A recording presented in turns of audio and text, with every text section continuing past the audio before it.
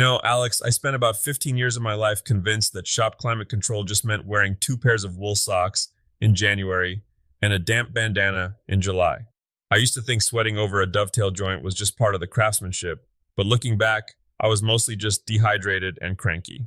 I remember coming by your old place. You had that one prehistoric space heater that smelled like burning hair and only warmed a 4-inch radius around the cord. I think I saw you trying to glue up a tabletop while wearing a parka. It was a very stylish parka, but that's the problem. Wood is basically a sponge that never stops breathing. If the shop is swinging 40 degrees in a day, your tightest joinery starts behaving like a moody teenager. I finally hit a breaking point when a cherry cabinet door I'd spent 40 hours on decided to turn into a Pringles chip overnight because the humidity spiked and I didn't have any way to pull the moisture out of the air. So for the folks listening who are tired of their glue not setting because it's 40 degrees, or their cast iron rusting because the humidity is at an aquarium level, what's the actual move? We aren't all building climate-controlled bunkers for our lathes. The game changer lately, and I mean the thing that has actually made hobby shops habitable, is the mini split. For the longest time, your options were a window unit that sounded like a jet engine taking off, or a massive industrial heater that cost a kidney to run. But these mini splits, they're the Swiss Army knife of the HVAC world. I've seen those. They look like a giant white plastic lozenge mounted near the ceiling. But honestly, Tiger, they look, I don't know, fragile? Can they really handle a shop environment where there's sawdust flying everywhere? That's the first hurdle everyone trips over. Here's what the glossy brochures won't emphasize. You have to treat that indoor head like it's a delicate flower. In a normal house, you change a filter every 6 months. In a woodworking shop, if you aren't checking those mesh filters every 2 weeks, the dust cakes on the evaporator coils and the whole thing turns into a very expensive ice cube. A very expensive ice cube. Delightful. So, for the beginners who are literally starting at step 0, HVAC, that's heating, ventilation, and air conditioning. Most people forget the V part, don't they? They absolutely do. Ventilation is the unsung hero. It isn't just about the temperature, it's about moving the air so you aren't breathing in the ghosts of projects past. A good HVAC system is a closed loop. It pulls the air in, strips the heat or adds it, filters the junk out, and pushes it back. If you're just heating stagnant air, you're just making the sawdust warm. Okay, let's talk mechanics for a second because I know you love the how it works part. I'm looking at the notes here. Refrigerant, evaporator coils, compressors. It sounds like a high school chemistry lab. It's basically magic tricks with physics. Think of your refrigerant as a little thermal suitcase. Out at the condenser, the big noisy box that sits outside in the weeds, the compressor squeezes that gas until it's hot. Then it dumps that heat outside. Then it sends the liquid back inside to the evaporator coils. As the liquid evaporates, it gets hungry for heat and literally sucks the warmth out of your shop air. Hungry for heat. You make it sound like a predatory appliance. It is. And if you get a heat pump, which is what most modern mini splits are, it can run that whole sequence in reverse. In the winter, it finds the tiny bit of warmth left in the freezing outside air, steals it, and brings it inside to you. It's significantly more efficient than those old toaster coil space heaters that just suck electricity like a shop vac sucks up shavings. So you're saying I should ditch the space heater that makes my lights flicker every time it kicks on. But those mini splits aren't exactly buy it at the checkout counter cheap. How do you size one for a garage? This is where people get into trouble. They think bigger is better. They buy a unit meant for a ballroom and put it in a 2-car garage. Wait, why is that bad? More power equals more comfort, right? Not even close. If the unit is too big, it hits the target temperature in 5 minutes and shuts off.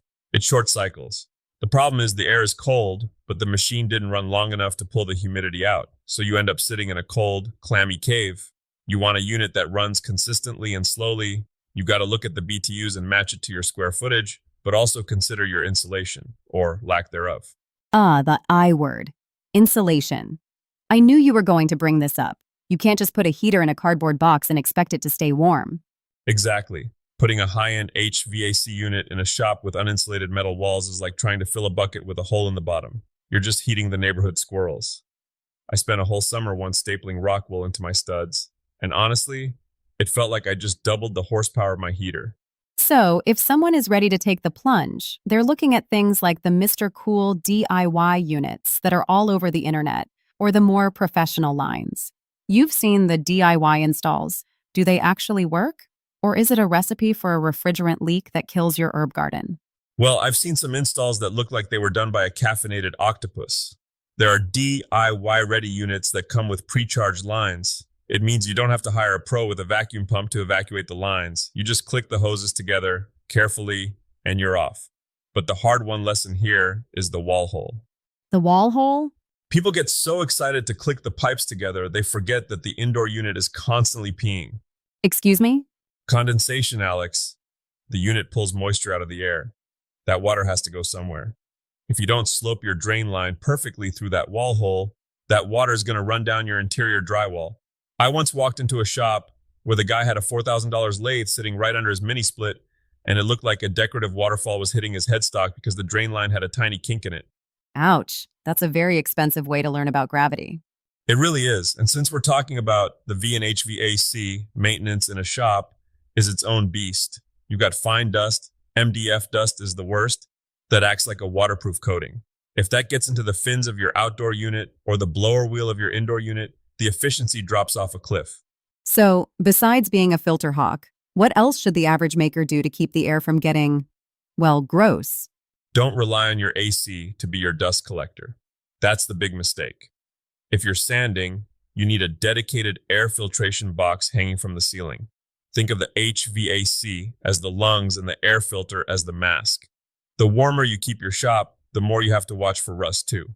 A heated shop in a cold climate can actually create condensation on your cast iron tools if you aren't careful about how fast you ramp up the temperature. Wait, so I can't just walk in, blast the heat to 70 and start working? If your table saw top is 30 degrees and the air suddenly hits 70 with a bit of humidity, that steel is going to sweat instantly. It's like a cold glass of lemonade on a porch. Within 10 minutes, you'll have a flash rust patterns that look like a map of the moon. I usually keep my shop at a base temperature of about 55, just enough to keep the wood stable and the pipes from freezing, and then I gradually nudge it up when I'm actually working. That's a pro tip right there, the slow thaw method. It saves your tools and your sanity. Okay, let's wrap this up for the person sitting in their garage right now, shivering or sweating. What's the Tiger Den takeaway? I think the biggest thing is realizing that climate control isn't a luxury, it's a tool. It's just as important as a sharp chisel or a flat workbench.